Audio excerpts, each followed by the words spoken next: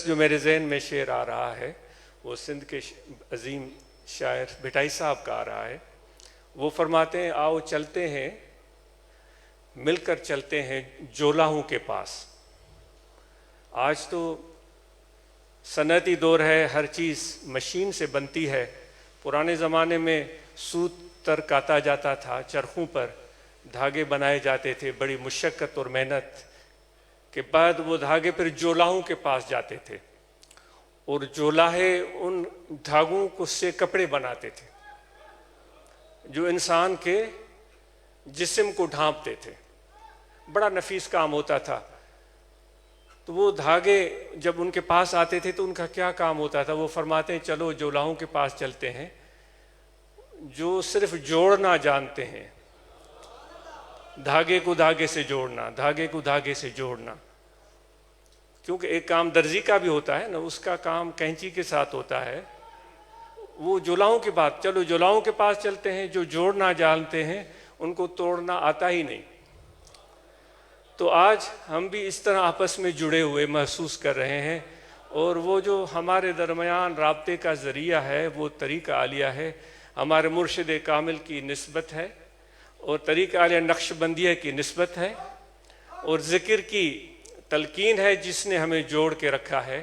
وہ ہمارے مشائخ تو ہمیشہ یہی فرماتے ہیں کہ محبت بڑھاؤ, پیار بڑھاؤ, سیدھے ہو کر چلو, افتراق, انتشار, بغاوت, خرابی, فتور, ان سے اپنے آپ کو بچا کے رکھو. اپنی توانائیاں ہمیں بہتر اور اچھے کاموں میں صرف کرنے کی سخت ضرورت ہے. تو یہ چیز آج ہمیں اس چیز کا احساس ہو رہا ہے کہ ان ٹوٹے ہوئے دلوں کو آج ہم آپس میں جوڑ رہے ہیں. اور یہ جڑنے کا سلسلہ جس طرح پہلے آتے تھے تو اس طرح احباب آتے تھے, پروگرام ہوتے تھے, لیکن آج تو الحمدللہ اس فیصل آباد کے سرزمین پر پورے صوبائی باڈی کو دیکھتے ہوئے اور ان ضلعی اضلاع کی جو باڈیز ہیں اور روحانی طلبہ جماعت کے اراکین ہیں, علماء ہیں, ان کو دیکھتے ہوئے محسوس ہوا کہ پہلے تو جو جلسہ عام ہوتا تھا جس میں سب احباب آتے تھے تو ان کی تعداد سامنے ہوتی تھی. آج تو جو ہمارے دوست جو متحرک اور فعال کردار ادا کر رہے ہیں تنظیمی پلیٹ فارم سے, تبلیغی کام کے حوالے سے, ان کی اتنی کثیر تعداد دیکھ کر بہت مسرت ہو رہی ہے. ہمارے مرشد کامل کی نظر عنایت سے حضور سونا سے رحمۃ اللہ علیہ پنجاب تشریف لاتے رہے, ان کی نگاہ کرم سے, ان کے فیوزات و برکات سے ہمارے قدم آگے ہی بڑھتے رہے ہیں.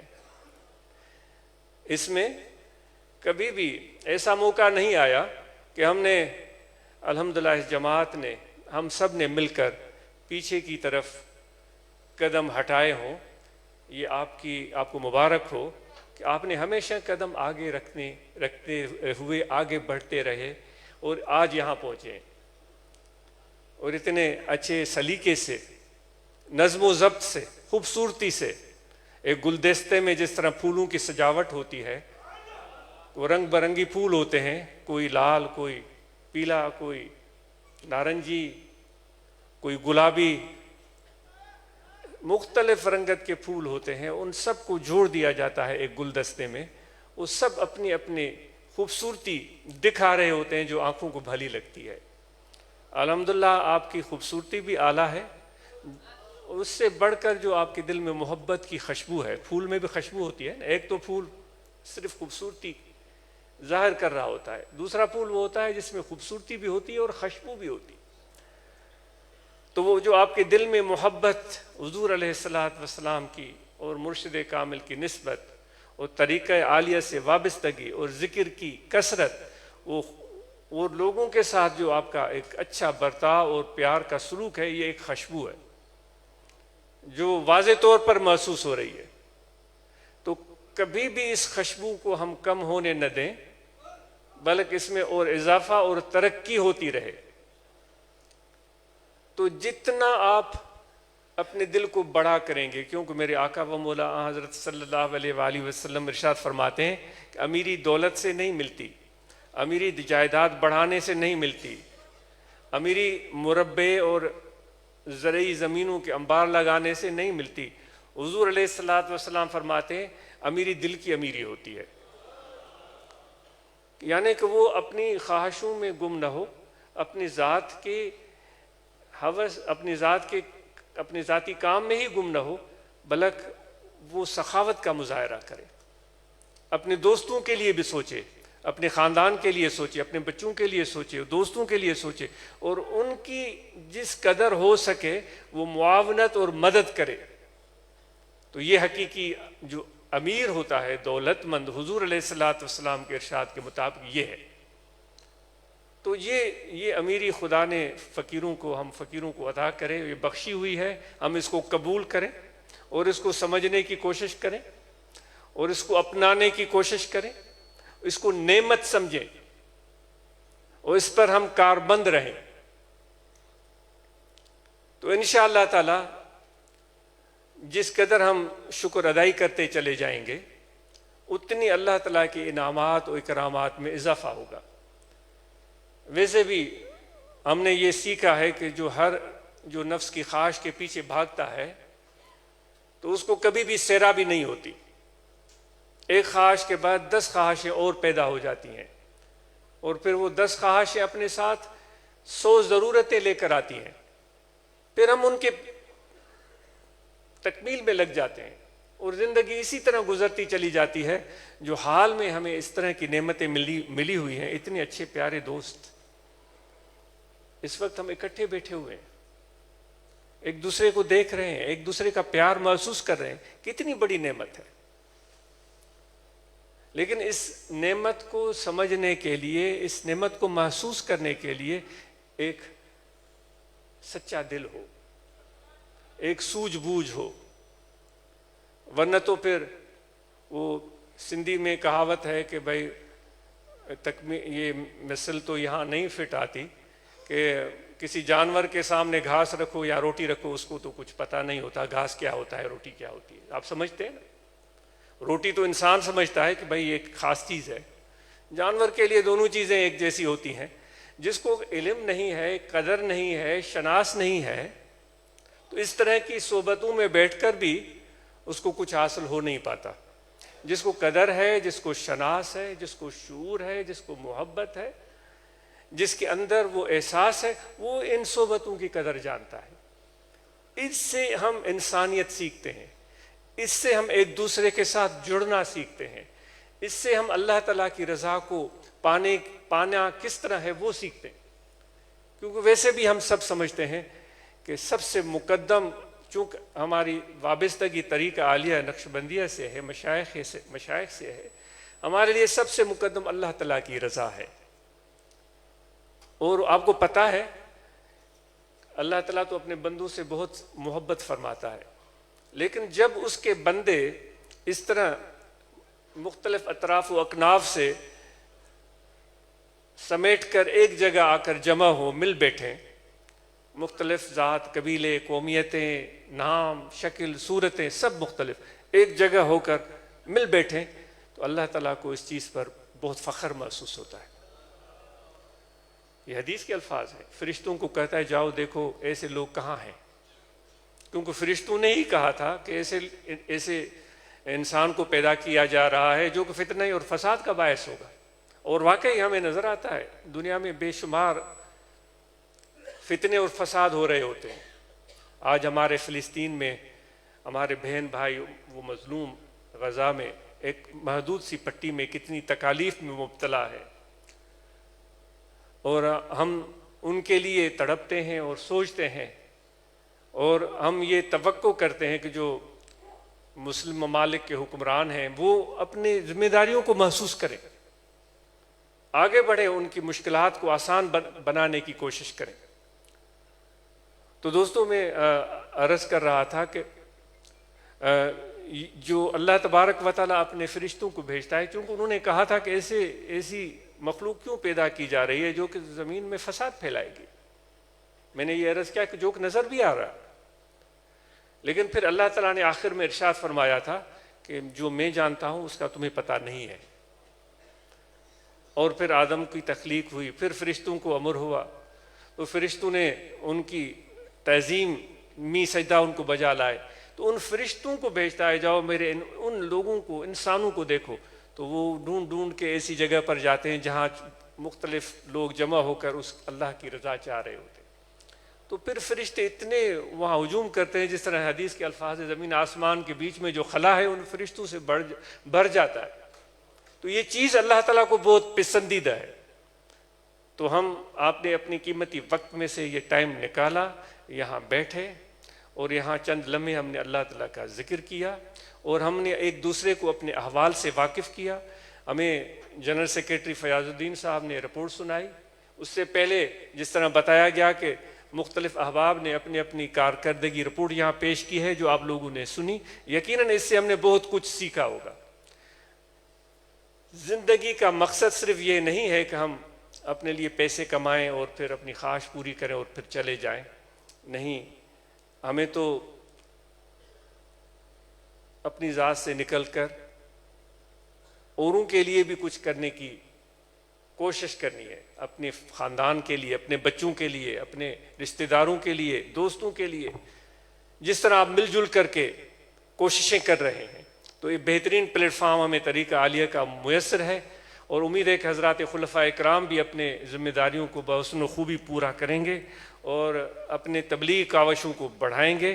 تو زیادہ زور اس چیز پر دیا جا رہا ہے کہ جو برانچز ہیں ان کو مثالی برانچز بنایا جائے، ان برانچز میں قرآن مجید کا تعلیم کا بندوبست ہو، ہمارے بچے وہاں قرآن مجید سیکھیں، اور بچیوں کو قرآن مجید کی تعلیم خاتون دے، یا تو ماں باپ خود دیں، وہ زیادہ بہتر ہے۔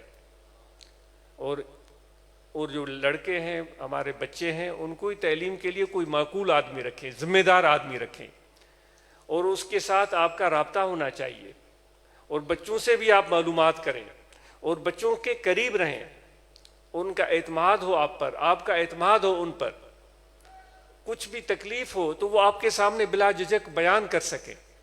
یہ ہماری ذمہ داری ہے، یہ حضور علیہ الصلوۃ والسلام کا فرمان ہے۔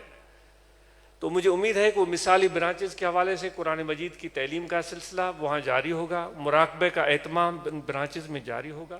آج اس کو امید ہے کہ وہاں ہفتہ وار اجتماع کا سلسلہ ہر برانچز میں جاری ہوگا، اور وہاں جو ضروری صحت کی چیک اپ کے لیے، ہیلتھ کو چیک کرنے کے لیے، بلڈ پریشر مانیٹر، یا جو ڈائبٹیز کے حوالے سے ایک چھوٹی سی کٹ ملتی ہے جو بلڈ ٹیسٹ کرتے ہیں، اس طرح کی آلات موجود ہوں گے، اور وزن کی مشین بھی ہو۔ آپ اور ہم سب کو معلوم ہونا چاہیے کہ اپنے بدن پر اس طرح گوشت کو لاد دینا، جو ہمارے گھٹنے بھی اس کا بوجھ نہ اٹھا سکیں، ہمارے پاؤں بھی اس کا بوجھ نہ اٹھا سکیں، ہمارے لیے مناسب نہیں ہے۔ تو ویسے بھی آپ اور ہم سب کو معلوم ہے کہ ہم چلیں، اور قرآن مجید میں اللہ تعالیٰ فرماتا ہے میرا ذکر کرو اس حال میں کہ تم چل رہے ہو، اور میرا ذکر کرو اس حال میں کہ تم بیٹھے ہوئے ہو۔ اللہ تعالیٰ فرماتا ہے تم میرا ذکر کرو اس حال میں کہ تم لیٹے ہوئے ہو۔ تو ذکر کے مزے تو ان تینوں صورتوں میں ہمیں لینے کی ضرورت ہے، تیز تیز چلیں اور خوب چلیں، اور پھر ذکر کرتے ہوئے جائیں، تو اللہ کی رحمت برسے گی، آپ کی صحت بھی اچھی رہے گی۔ تو مثالی برانچز کی بات ہو رہی تھی، اور وہاں وفد کا بھی ضرور اس برانچ میں موجود ہونا چاہیے۔ وفد کی صورت میں آپ دوست مل جل کر نکلیں، کبھی لمبی واک کر کے جائیں، کبھی آپ سائیکلوں پر جا سکتے ہیں، وہاں دوستوں سے جا کر ملیں اور ان کو نعت مبارک رسول مقبول صلی اللہ علیہ وسلم سنائیں، ان کو منقبت سنائیں، ان کو ذکر کی دعوت دیں، ان کو مراقبہ کے بارے میں بتائیں، ان سے محبت بڑھائیں، اور ان کو توجہ دلائیں کہ اپنے بچوں کو تعلیم دلوائیں، اپنے بیٹوں کو، اپنے بیٹیوں کو تعلیم دلوائیں، ان کو توجہ دلائیں کہ اپنے گھر کے ماحول کو صاف رکھیں۔ ابھی دوست بتا رہے تھے کہ ہم نے گلیوں کو صاف کیا، ہم نے کوڑا کرکٹ اٹھایا، ہم نے پودے لگائے، ہم نے پھولدار درخت لگائے، یہ کتنی خوبصورت بات ہے۔ اللہ تعالیٰ فرماتا ہے انسان یہ زمین میں نے تیرے حوالے کر دی ہے۔ اب ہم نے اس زمین کا کیا حال بنا رکھا ہے آپ اور ہم دیکھ سکتے ہیں۔ ہم سوچتے ہیں کہ ہم جو ہے وہ نماز اور عبادت کی ہم نے، یہ کافی ہے، الحمدللہ یہ بہترین ہے، لیکن ذمہ داریاں اس سے آگے بھی ہیں۔ یہ زمین کے نظام کو خراب کرنا، اس کے نظم و ضبط کو تہو بالا کرنا، یہ ایک ناپسندیدہ بات ہے۔ اللہ تعالیٰ روز قیامت یہ ہم سے پوچھ سکتے ہیں کہ یہ زمین میں تم نے کیوں فتنہ پھیلایا، کیوں گندگی پھیلائی، کیوں درختوں کو کاٹا، کیوں پودوں کو اکھاڑا. تو یہ ہم سے پوچھا جا سکتا ہے. اس لیے ہم ذمہ دار فرد بنیں. تو آپ اور ہم سب جو درخت لگاتے ہیں ان کو کامیاب کریں اور ان کے سایہ دار ہونے تک ان کو سنبھالیں. تو انشاءاللہ یہ مثالی برانچز کی بات ہو رہی تھی. دستور العمل کی کاپی ہر برانچ میں ہونی چاہیے. اگر نہیں ہے تو اس کو یقینی بنائیں. اور مرکزی باڈی کو بھی یہ گزارش ہے، اور صوبائی باڈی پنجاب اور باقی صوبوں کی باڈیز کو گزارش ہے کہ یقینی بنائیں کہ ہر برانچ میں دستور عمل کی کاپی ہو، ہر دوست کے پاس ہو، تاکہ ہمیں معلوم ہو کہ ہمارا طریقہ کار کیا ہے، ہم کس طرح کام کریں گے. تو یہاں الحمدللہ نوجوانوں کو دیکھنے کا موقع ملا. انہوں نے بھی اپنی اعمال سے واقف کیا، روحانی طلبہ جماعت کے نوجوان.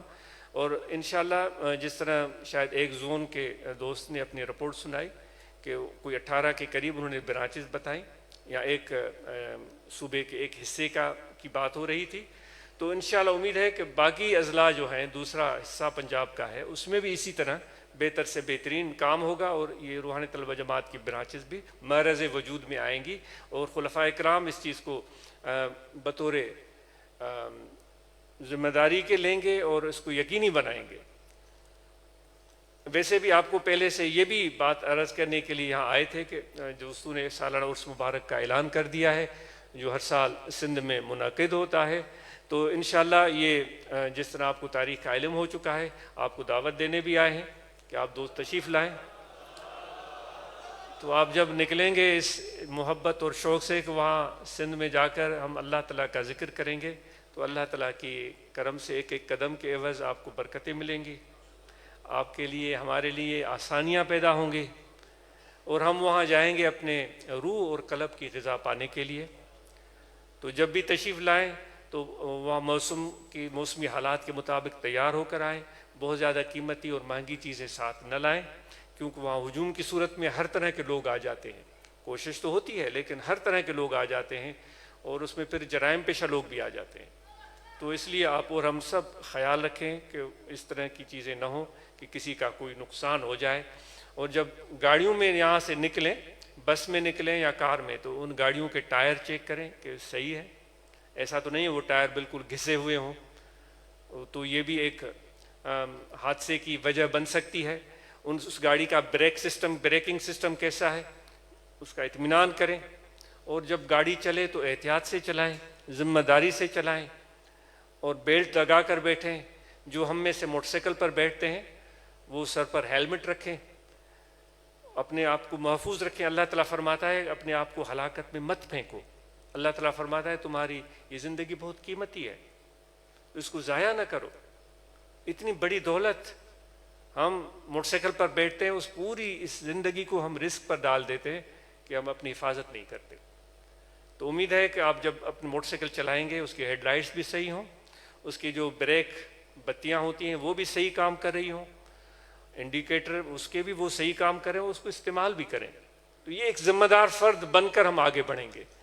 تو یہ چند باتیں تھیں جو آپ کو گزارش کرنی تھی. اور فیصل آباد والے احباب کو مبارک ہو، اتنا اچھا پروگرام آپ نے منعقد کیا. خلفائے کرام کو مبارک ہو. فیصل آباد والے ہمیشہ بڑے پرجوش طریقے سے طریقہ عالیہ کی اشاعت میں وہ آگے رہے ہیں. ہراول دستہ جو ہوتا ہے نا، وہ پنجاب میں فیصل آباد کے دوستوں نے وہ کردار ادا کیا. آج پھر آپ نے یہ ثابت کیا. بےحد مسرت ہو رہی ہے آپ کے اس محبت، اس شوق اور اس خلوص کو دیکھ کر. آج اس کو امید ہے کہ آج کی اس اجتماع کے بعد، میٹنگ کے بعد، اپنے کام کو اور بہتر بنائیں گے. اور جو باتیں عرض کی گئی ہیں ان پر آپ ضرور غور کریں گے.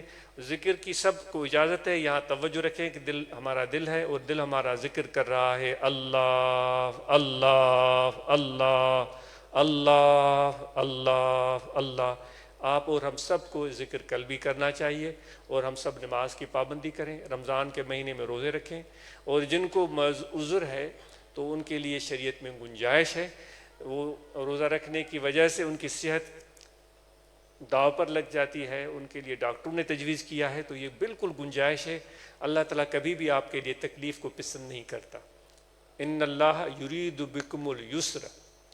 اللہ تعالیٰ آپ کے لیے آسانی پسند فرماتا ہے.